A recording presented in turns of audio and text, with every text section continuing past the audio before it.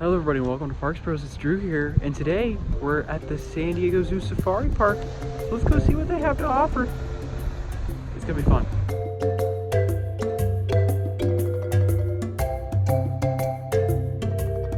Well, we have procured ourselves a map ready to go. This will actually be recycled by the time we get back at the end of our day, which is kind of cool. It's a cool program they have, but let's head towards some animals that you wouldn't quite expect in a North American zoo. Well, the second animal we're viewing, as we're just walking past the entrance now, is a crowned crane. Looking majestic. The first we saw was a blue macaw. He usually greets the guests at the park. We'll make sure to say goodbye to him after we leave today. But if you did not know, the San Diego Zoo was big enough that they ended up creating like a full reserve, like a full savanna portion, something like Busch Gardens Tampa has, as well as even Six Flags Great Adventure over in New Jersey for my theme park fans out there. But the Safari Park is a completely different zoo. It's located in Escondido, and it has a lot to offer. I would even argue parts of this zoo are better than the actual San Diego Zoo, which is pretty impressive if you ask me. Speaking of my theme park lovers yet again, if you want to get on a merry-go-round, they have one here actually, so if you want that credit, you can totally ride it here. Now we're heading up a bridge toward some of the rarest species in California, but also some of the best views at the Safari Park are up here. You'll see in just a moment. We're gonna get a bird's eye view, literally, of the entire savanna portion, which is really cool. The first major stop though is gonna be the Tiger Trail, with forests of bamboo and even mist all around. It's a little chilly for mist, I'm not gonna lie. It is like 65 degrees, but this is seriously one of the best themed areas of any zoo or park I've ever seen personally. It looks spectacular. Now it is quite busy at the zoo today, the Safari Park, but that also means, sadly, that a lot of the animals are kind of hiding in the back, which is understandable. A lot of the visitors are kids, and there are a lot of strollers. I almost got ran down, so please keep that in mind when you visit. But you can't tell me this does not look beautiful even without the animals. I mean, this is incredible for a zoo or safari park of any kind. There's even fantastic looking waterfall features that lead down to a river. I mean, this is just absolutely gorgeous. So even if you miss out on actually seeing the Sumatran tigers, like we have at least so far today, you still got some beautiful scenery and plant life to look at too. And lots of informational plaques.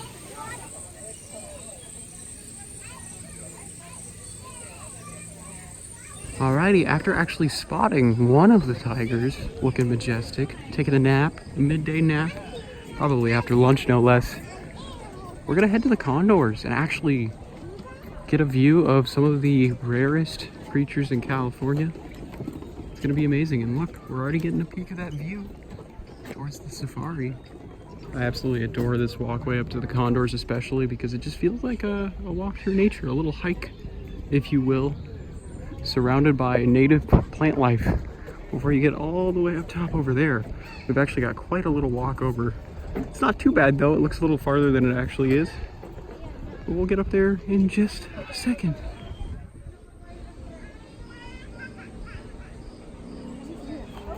They're usually solitary.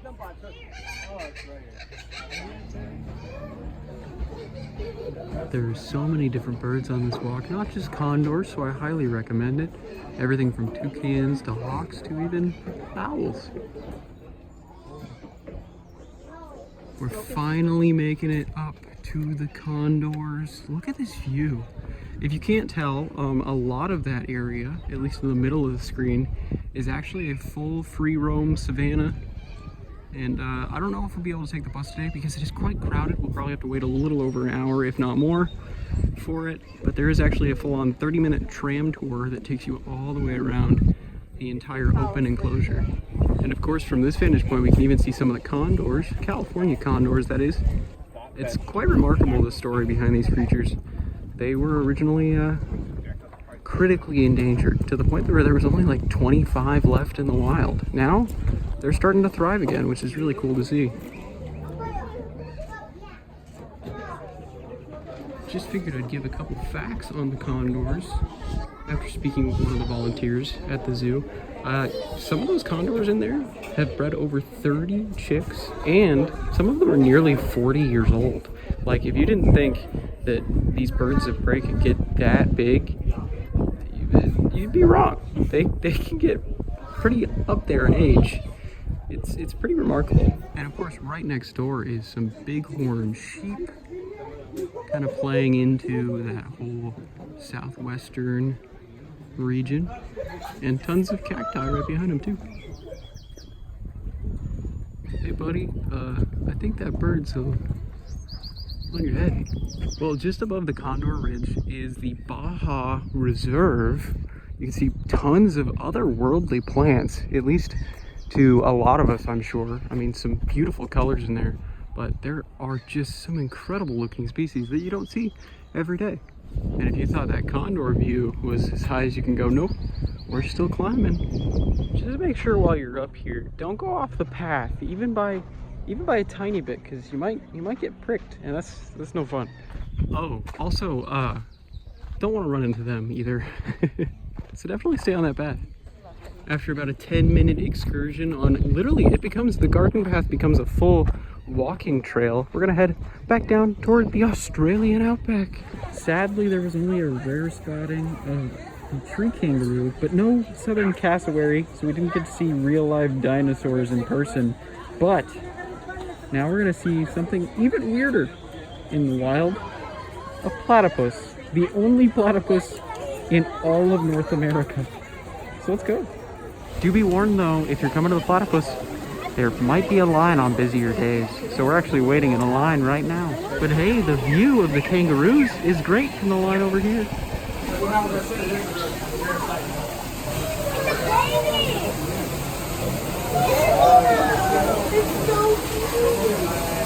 And of course, after getting to witness the wonderful platypus, the only in North America, we get to see wallabies just next door. We're taking a little bit of a different trail on the, I think it's a Phyllium, is that right? Trail. We got an extra little look at the Sumatran tigers after checking out all of Australia. I will definitely say, if you want a view of the tiger, that is actually probably one of the best places to go. Well, now we've made our way back past Nairobi Village into the lagoon loop.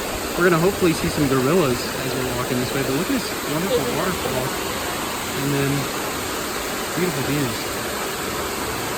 As we've cut our lagoon loop a little short, we're gonna head and see if we can find some gorillas in the dense forest. Well, it looks like we found them pretty quickly after a quick bird habitat, but they're quite active, at least this one is.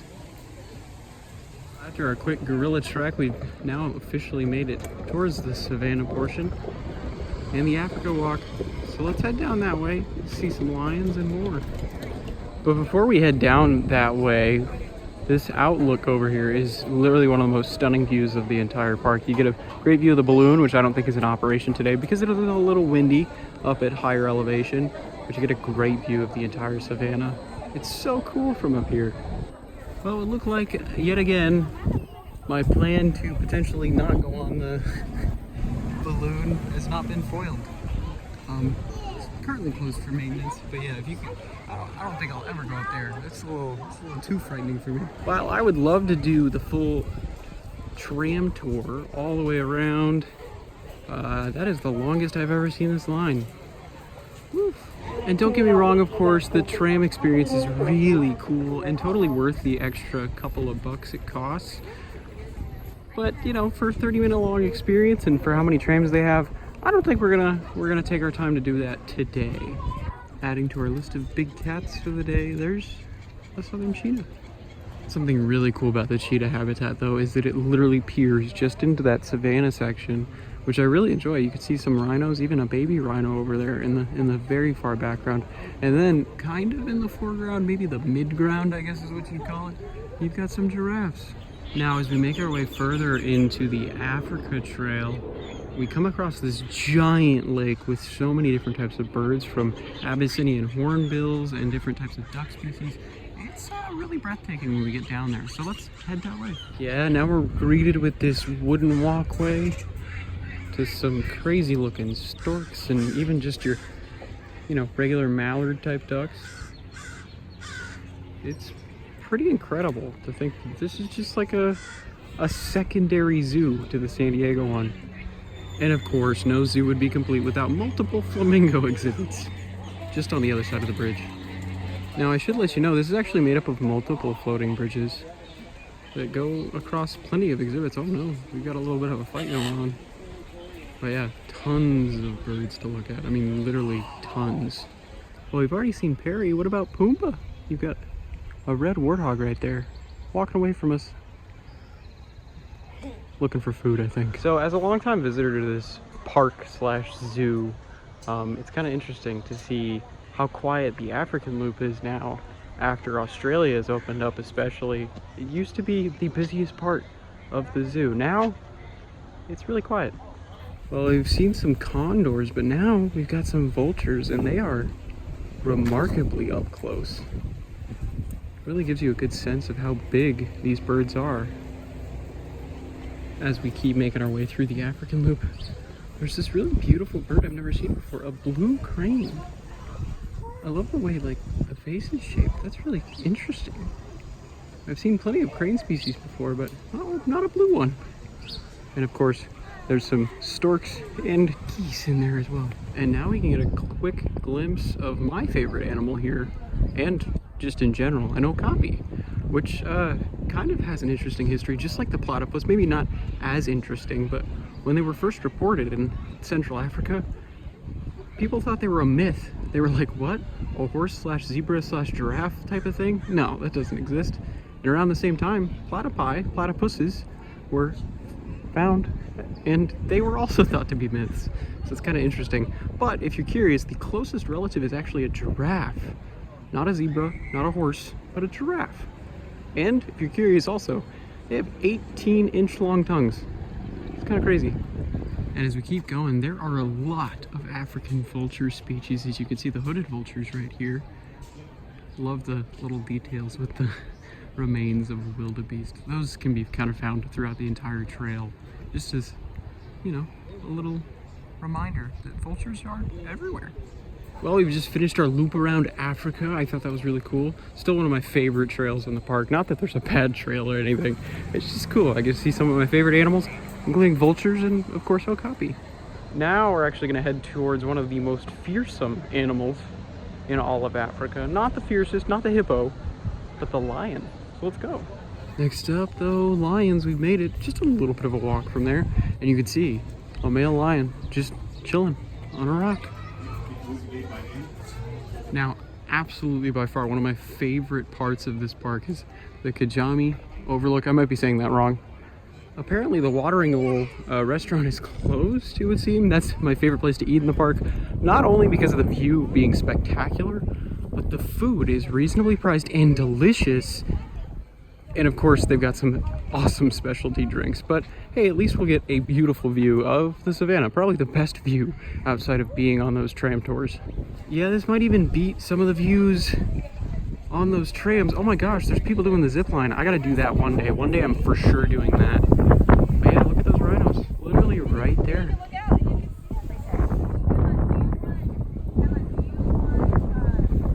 Here's something you don't see every day. A giraffe. Sitting down. Funky. Next up, after getting amazing views of that entire savannah area, is going to be the elephants, which they have two separate exhibits that can join in the middle, which I think is kind of cool. So there's a lot of room for the elephants. But it's crazy to think that both the zoo and the safari park are home to plenty of elephants.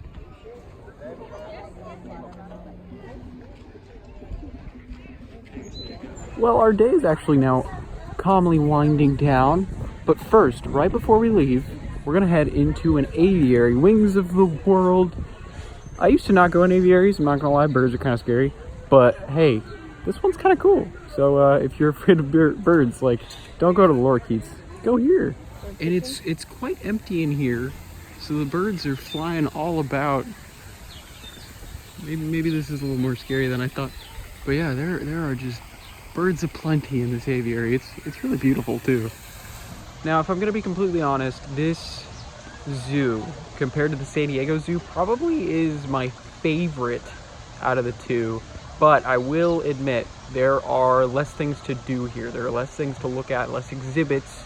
So if you're not doing the full tram tour in the day, you could probably finish up this entire route in taking it slow in probably a good 4, maybe 5 hours at most. Whereas at the San Diego Zoo proper, it's going to take a little longer. I mean, probably 6, maybe even 7 hours on some days.